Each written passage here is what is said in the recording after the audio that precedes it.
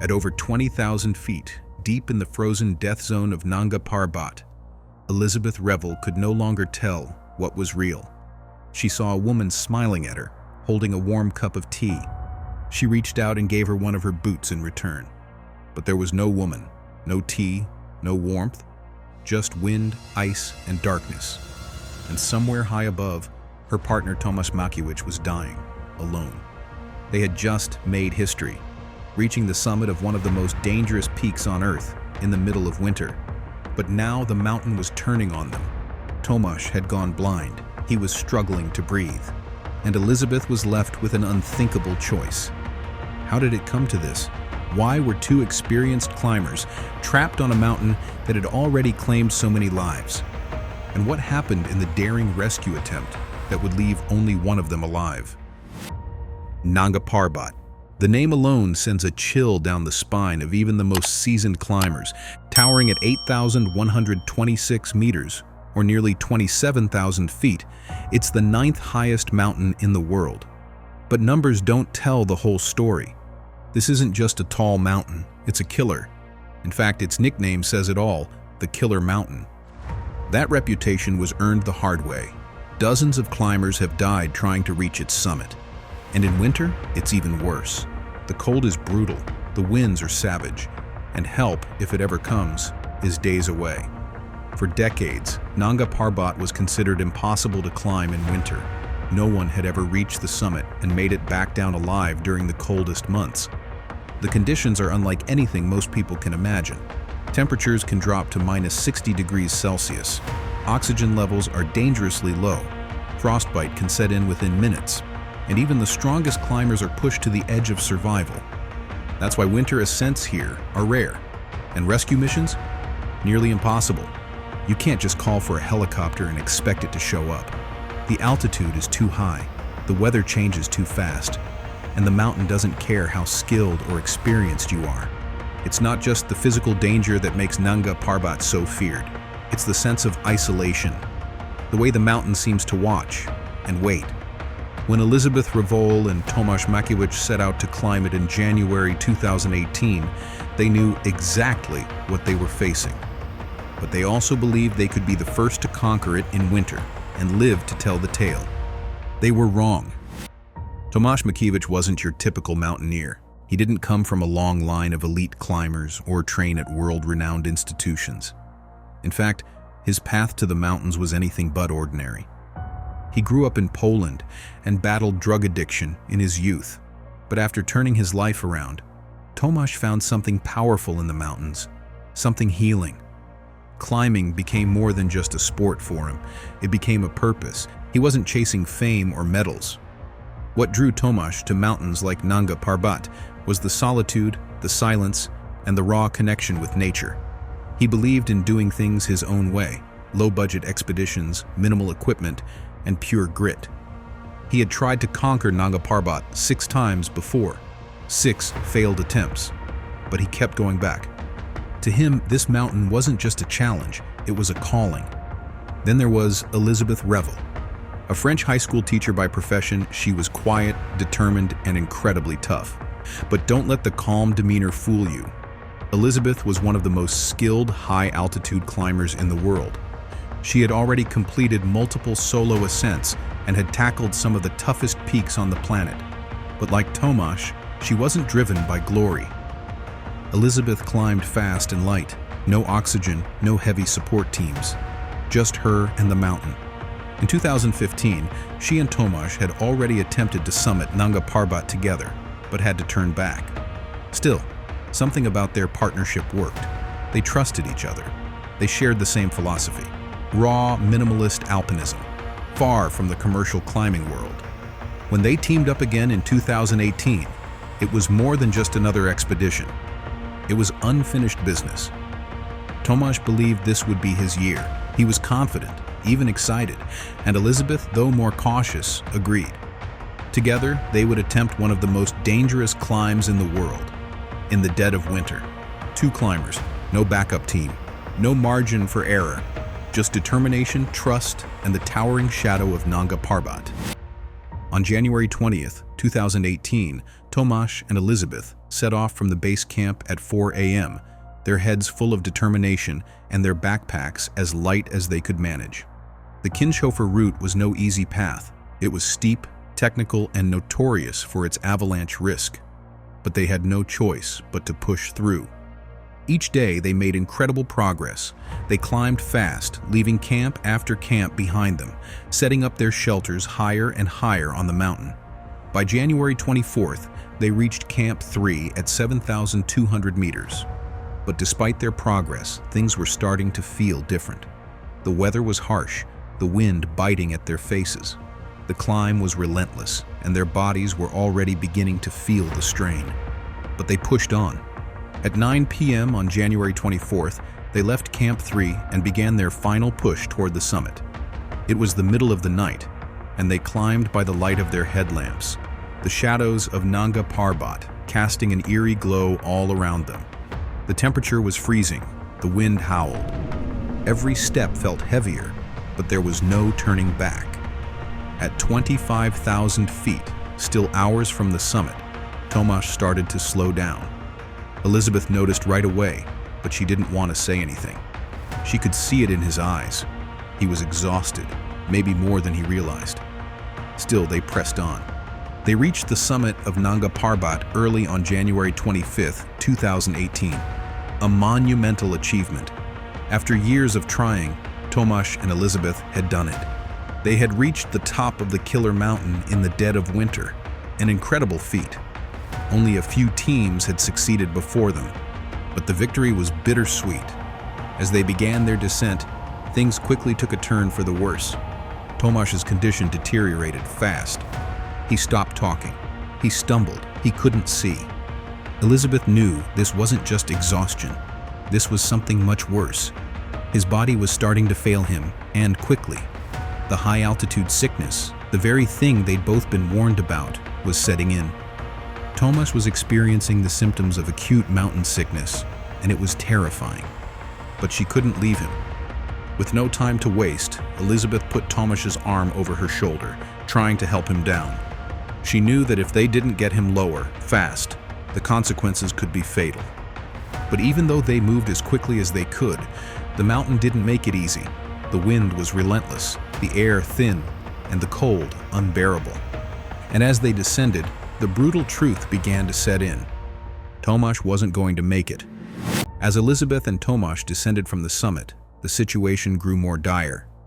The higher they were, the less oxygen Tomasz's body had to function. His movements grew sluggish, and soon he could barely walk. Elisabeth's heart pounded in her chest as she supported him with every step, but the reality was sinking in. Without help, Tomasz might not survive this descent. By now, the wind was howling, the temperatures were plummeting, and they were still well above 7,000 meters, dangerously close to the so-called death zone, where the human body cannot survive for long without supplemental oxygen.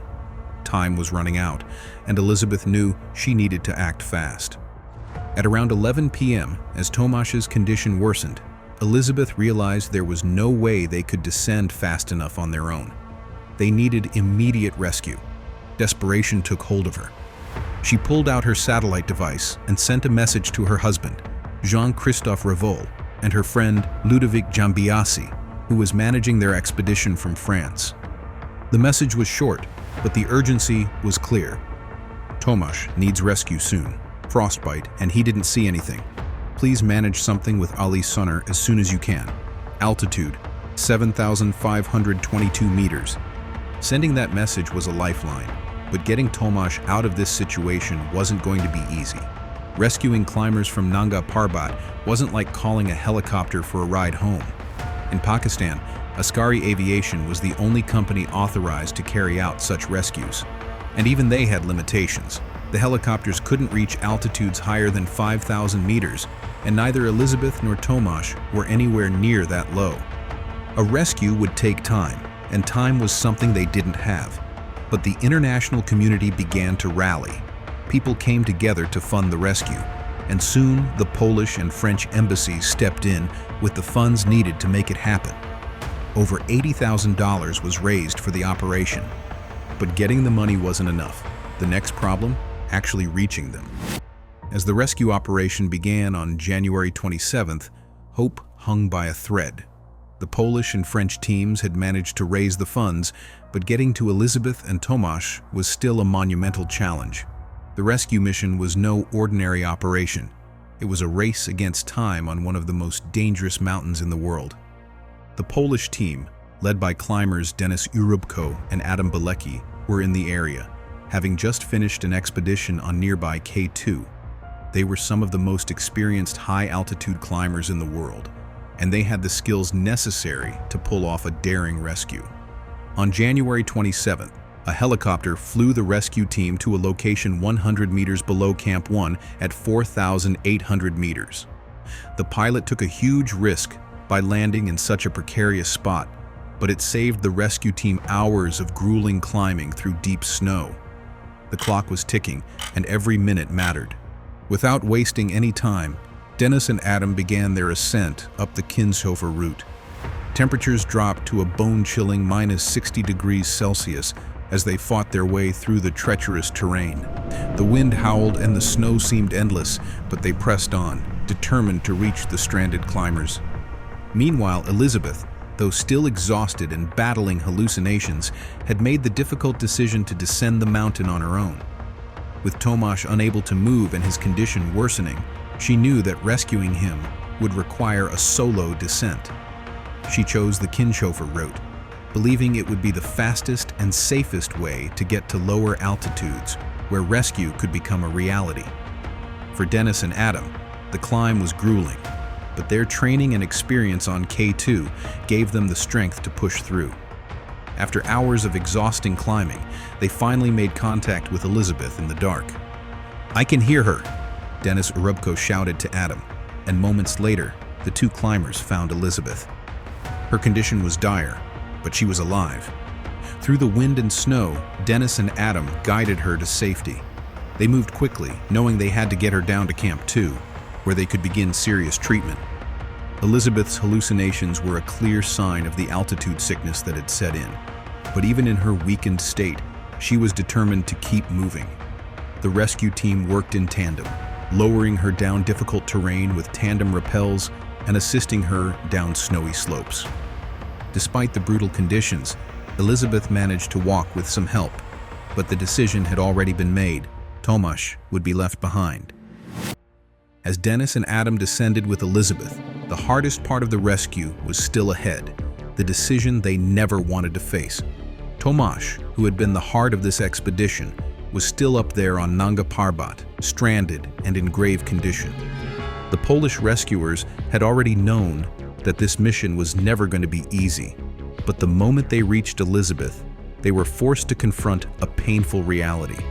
The choice was clear but devastating. They could either continue the dangerous ascent to rescue Tomasz, risking Elisabeth's life in the process, or they could focus entirely on saving her and leave Tomasz behind. Elisabeth was fighting for survival, but she was barely able to move, let alone climb back up to save Tomasz. Time was running out, and the rescuers had to make a life or death decision. "I asked Elisabeth if Tomasz could move," Adam Bilecki later recalled. "She said he couldn't.